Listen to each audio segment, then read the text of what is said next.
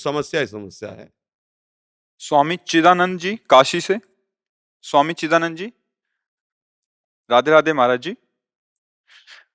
महाराज जी, आनंद और सुख में क्या अंतर है?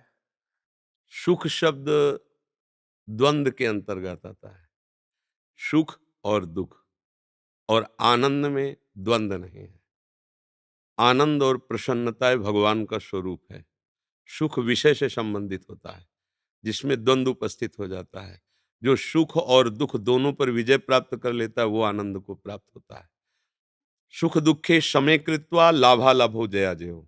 जो सुख दुख में समान भाव रखता है, लाभ और हानि में समान भाव रखता है, जय और पराजय में समान भाव रखता है, वो भगवत तत्व के आनंद को प्राप्त होता है।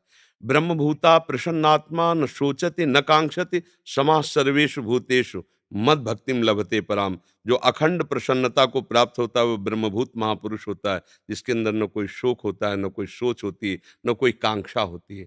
जहाँ सुख की भावना होती है शरीर भाव को लेकर के, वहाँ दुख योनयः दुखालयम, वो जगत में ही होती है।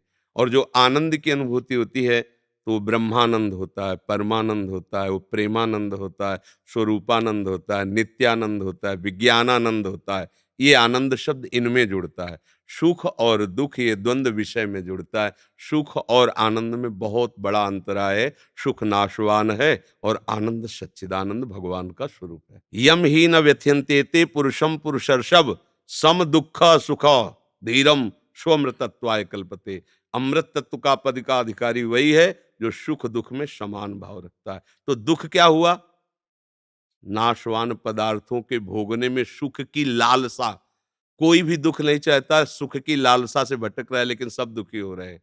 जो सुख राशि भगवान का स्वरूप कहा गया, जो आनंद सिंधु सुख राशि, जो जीव का स्वरूप कहा गया चेतन अमल सहज सुख राशि, वो सुख दुख द्वंद्वों के अंतर्गत नहीं, वो आनंद स्वरूप है।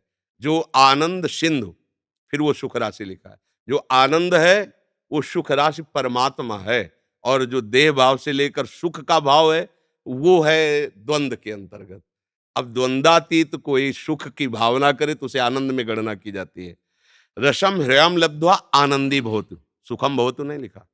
रसो वैशा रसम ह्रयम वेद, रसो वैशा रसम ह्रयम लब्ध्वा आनंदी भवतु। जो रस स्वरूप परमात्मा को जान जाता है वो आनंदित हो जाता है। आनंद भगवान का स्वरूप है और सुख विषय से संबंध रखने वाला है। देव भाव जनित जितनी चेष्टाएं वो सब सुख दुख के अंतर्गत है। देव भाव रहित जो स्वरूप है वो आनंदमय है।